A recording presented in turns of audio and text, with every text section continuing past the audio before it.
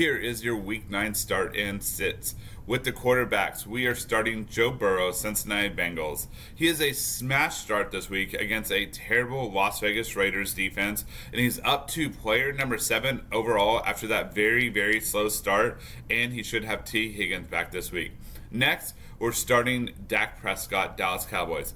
Yes, I know, the Cowboys are terrible, but Dak should have a solid game against a Falcons defense that's 8th worst against quarterbacks for fantasy football. Your last start, another quarterback that's been struggling, Patrick Mahomes, Kansas City Chiefs. Tampa Bay has given up the most points to QBs for fantasy football. Mahomes should be a lot more in sync with his new wide receiving core. On to your long shot of the week. It is Joe Flacco, Indianapolis Colts.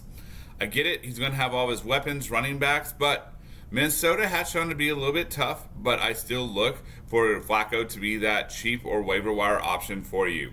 Your sits, starting off with the player number 2 overall, Baker Mayfield, Tampa Bay. He did have a good game last week. I gotta say it, I was on sits, but he isn't facing the Falcons defense, which was terrible. He's facing the Chiefs, and their defense this season has been their calling card. Next, Jameis Winston, Cleveland Browns. I get it, he can throw the ball and he really raises the Browns, but the Chargers have a very tough D, and Jameis has been known to throw a lot of picks.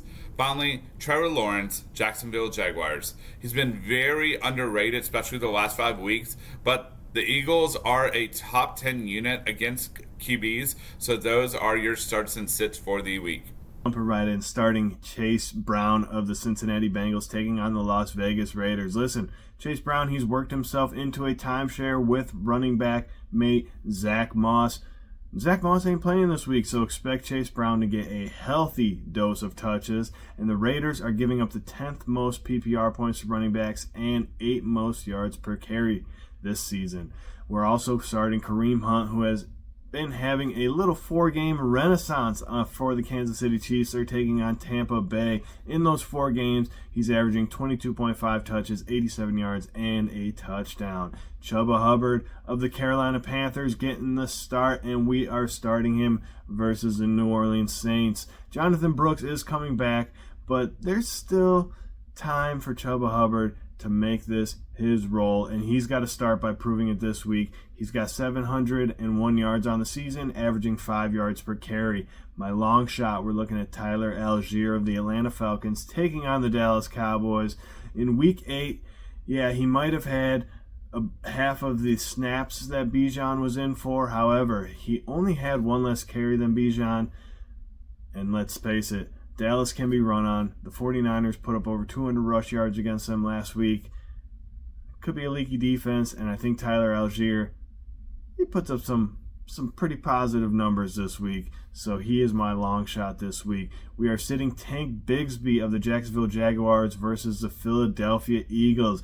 The Philadelphia Eagles D is finally turning up. They are here, and they are finally coming good. Travis Etienne's also going to be back, so expect some carries to dwindle. Jonathan Taylor of the Colts versus the Vikings. The volume's going to be there, but it's a tough matchup. Vikings are the league's 3rd best at yards per carry, giving up 3.9. We're also sitting Bucky Irving of the Tampa Bay Buccaneers versus the Kansas City Chiefs. He's dealing with a toe injury, and Rachaad White is still very much in the picture. Those are your start sits at running back for Week 9. Here are some guys to start and sit at wide receiver for Week 9. First up, I like playing both of the Colts wide receivers with Joe Flacco named as their starting quarterback. In his games with Joe Flacco, Josh Downs has over 10 fantasy points in each game. Likewise, Michael Pittman has had at least 100 yards or a touchdown in each game he's played with Flacco this season. They're also facing the Vikings defense, which has given up the most fantasy points to opposing wide receivers this year. So I think it's safe to start both of these guys this week. Next up, I like starting Devontae Smith against the Jaguars. The Jaguars are prone to giving up big plays, and Smith is coming off his most productive week of the season in Week 8, where he logged 85 receiving yards and 1 touchdown. I like rolling with Smith again this week, and he should reward his fantasy managers. Next, I like starting Chris Olave against the Panthers this week. Derek Carr is returning from injury in Week 9, and the Panthers secondary has allowed the 12th most fantasy points to opposing wideouts this year. While Olave has been a boomer bust candidate for most of the season, he has developed good chemistry with Carr, and has had some of his best performances of the year while Carr was his signal caller. Lastly, my long shot start of the week is Alec Pierce. Pierce is sort of the new Gabe Davis, as he has had 5 performances under 5.4 fantasy points and 3 performances above 16.5 fantasy points this season. He's only 16% owned in Yahoo leagues, and as I mentioned before, Joe Flacco starting for the Colts makes all of their pass catchers in this offense more valuable. So rolling the dice on Pierce isn't the worst bet you can make. Moving on to my sits for this week, I like keeping Keenan Allen on your bench. Allen has seen increased volume over the past few games, averaging 6 targets per game over that span. However, he has failed to provide much production, not surpassing 41 yards receiving. He gets the Cardinals as his matchup, so there is a chance that he breaks out against their lackluster defense, but the evidence is not there yet for me to feel confident that that will happen. Next up, I'm sitting Zay Flowers this week against Denver. Deontay Johnson's arrival in Baltimore complicates the fantasy outlook for every Ravens offensive player except Derrick Henry and Lamar Jackson.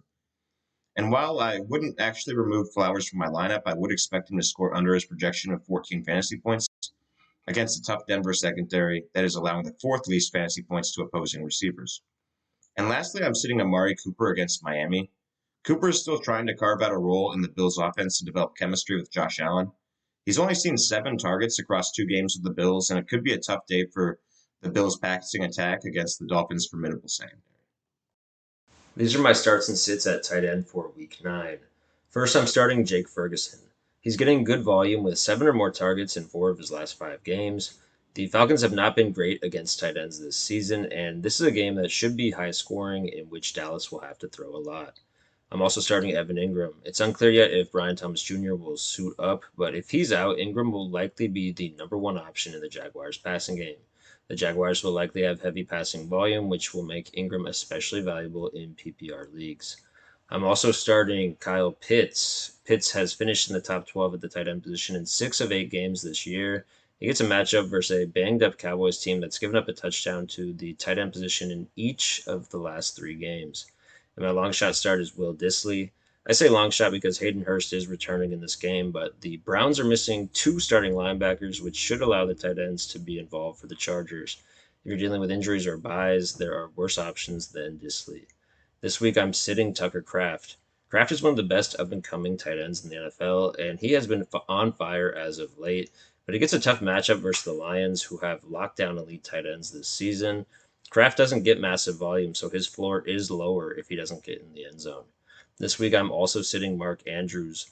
He's been on fire with 4 touchdowns in his last 3 games, but he gets a tough matchup versus Denver, who has been very good defensively this season. Andrews has a lot of competition for volume and might not produce if he doesn't get that volume. This week, I'm also sitting TJ Hawkinson. This is a good matchup for the Colts, but I'm taking the wait-and-see approach with Hawkinson and rolling with other options. These are my starts and sits at defense for Week 9. This week I'm starting the Philadelphia Eagles. The Jaguars are banged up on offense, and they will be missing Christian Kirk and potentially Brian Thomas Jr. in this one. The Eagles defense has been playing good ball, and I think they could have a big game this week. This week I'm also starting the Washington Commanders. They're playing really good defense as of late, and they get a great matchup versus the New York Giants, who have been struggling offensively. This week I also like the LA Rams. The Rams have 3 solid fantasy games in a row, and they get to play the Seahawks this week without DK Metcalf. I like this matchup and think the Rams are a solid defense to play in Week 9. My long shot start is the Arizona Cardinals. They're making a lot of big plays defensively despite giving up a lot of points. If they can avoid giving up huge plays, they have a shot to be a decent start this week. This week, I'm sitting the Cleveland Browns defense. The Browns are missing 2 starting linebackers this week in JOK and Jordan Hicks. The Browns do play good defense, but it might be tough to overcome those holes versus a Chargers team that likes to utilize the run game and their tight ends. This week, I'm also low on the Chicago Bears. The Bears have been one of my favorite defenses this season, but they are really banged up this week and are coming off a devastating defensive mishap last week versus Washington.